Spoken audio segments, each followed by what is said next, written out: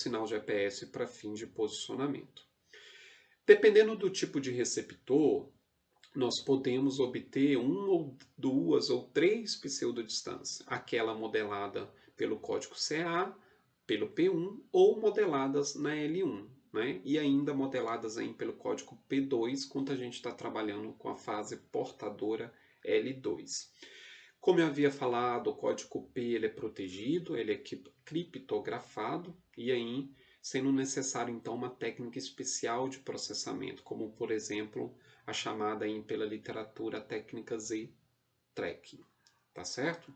O processamento inerente a essas técnicas especiais faz com que a nossa pseudodistância seja de qualidade muito inferior àquela advindo do código CA, né? Se utilizássemos uma pseudodistância no código P, a gente obteria qualidade inferior à advinda do código CA, mesmo possuindo comprimento de onda menor.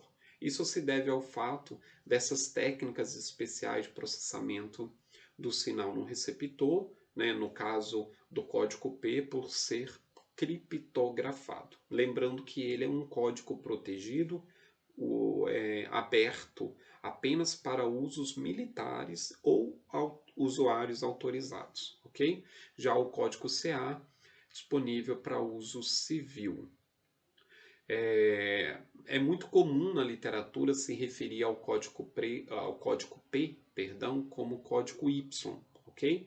São sinônimos, são nomes diferentes para o mesmo código. Como eu havia falado, nós temos então três sinais envolvidos no sistema GPS: as fases de onda portadora, os códigos, como acabamos de ver, e os dados de navegação com informações de relógio.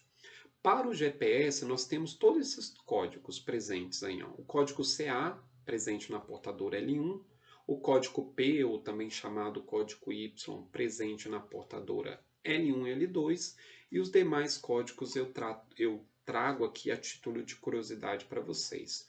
A partir do bloco 2F, por exemplo, nós temos o código I5 e Q5 na frequência L5, a frequência é a última frequência a ser implementada no sistema GPS.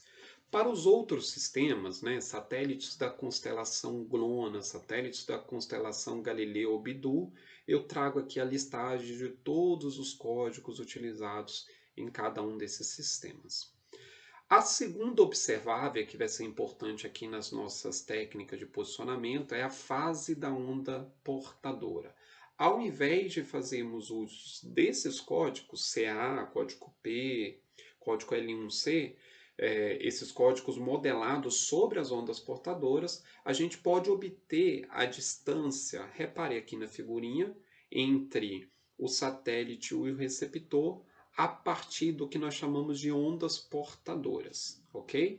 Esse tipo de observação, dada em ciclos, em números aí de comprimento inteiro de onda da frequência, nós vamos chamar esse tipo de observação aí, a literatura vai chamar, né, aliás, de fase da onda portadora, tá bom? Os resultados de processamento através dessa observável vão ser melhores do que utilizando a pseudodistância.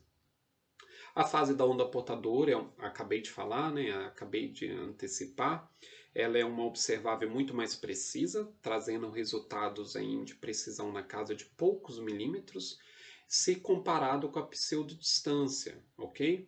E trata-se, portanto, aí de uma observável prática para posicionamentos de alta precisão, né? Quanto mais rigoroso eu quero ser na obtenção das minhas coordenadas, é aconselhável que se utilize, ao invés da pseudodistância, a observável, a fase da onda portadora.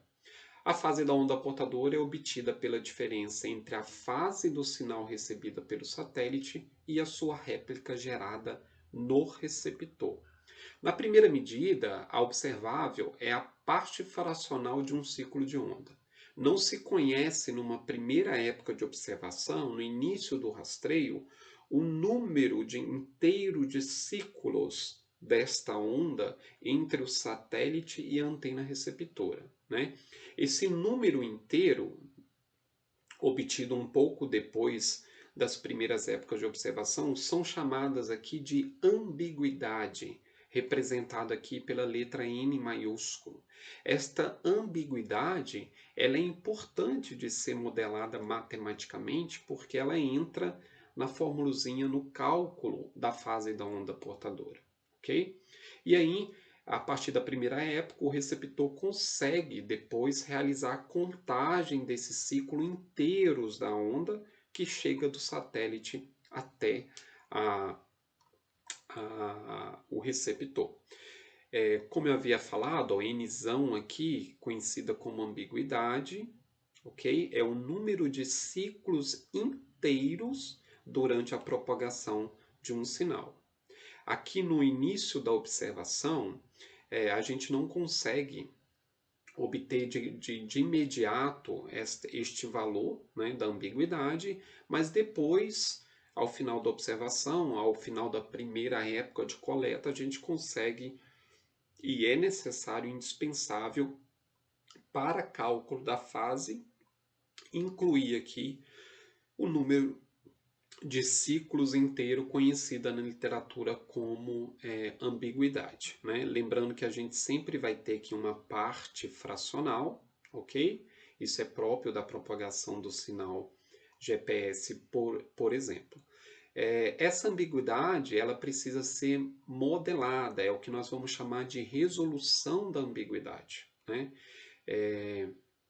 Isso faz com que a medida da fase da onda portadora seja ambígua, né, em relação ao número de ciclos inteiro envolvidos entre a antena do receptor e cada um dos satélites, o que vai nos levar à necessidade de resolver, solucionar a ambiguidade. Ou seja, calcular de forma correta o número de ciclos inteiros na primeira época de observação. Isso é muito comum, se a gente for estudar mais profundo ainda, existem vários métodos, várias modelagens matemáticas que nos permitem resolver, né, o que nós chamamos de resolução da ambiguidade. E assim, a gente teria, ao resolver esta incógnita, né, esse número de ciclos inteiro determinado corretamente para cada um dos satélites, um posicionamento resultante de alta precisão, conhecida aí na literatura como solução fixa. Se eu não consigo resolver essa ambiguidade, nós vamos chamar da solução flutuante. E aí, trazendo aí uma precisão muito menor para fins de posicionamento de alta precisão. O modelo matemático da fase onda portadora, essa segunda observável do sistema GNSS, é medido em ciclos de onda dados aqui por comprimento de onda, velocidade da luz, os tempos o atraso do tempo identificado no receptor, no relógio do receptor, no relógio do satélite. Nzão é a nossa ambiguidade, é o número inteiro de ciclos inteiros entre satélite e receptor, e erros aleatórios aqui relacionados à propagação do sinal entre satélite e receptor, ok? Aqui a fase é a réplica da fase no satélite, a réplica da fase no receptor. Pois bem, essas são então as nossas duas observáveis utilizadas, chamadas observáveis GNSS, observáveis GPS, assim como para GLONASS, BeiDou e os demais, e são elas as duas principais observáveis a serem utilizadas nas técnicas de processamento de dados GNSS, né? O importante para a gente fechar aqui, apesar de toda essa complexidade do modelo matemático, né, para o nível do nosso curso aqui, a gente não precisa ficar tão preocupado. O que é importante para a gente aqui é entender que a fase da onda portadora é uma observável que vai fornecer resultados mais precisos ao ser utilizada nas técnicas de processamento de dados GNSS, em detrimento se fôssemos utilizar a primeira observável, que é conhecida como pseudodistância, ok? Esta primeira parte da aula, então, a gente estuda aqui, finaliza esses dois conceitos importantes, né? A pseudodistância e a fase da onda portadora, entendidas aí como as medidas de distância entre satélite e receptor que vão receber o nome de observáveis GNSS, tá bom? No próximo vídeo, a gente vai comentar das órbitas dos satélites.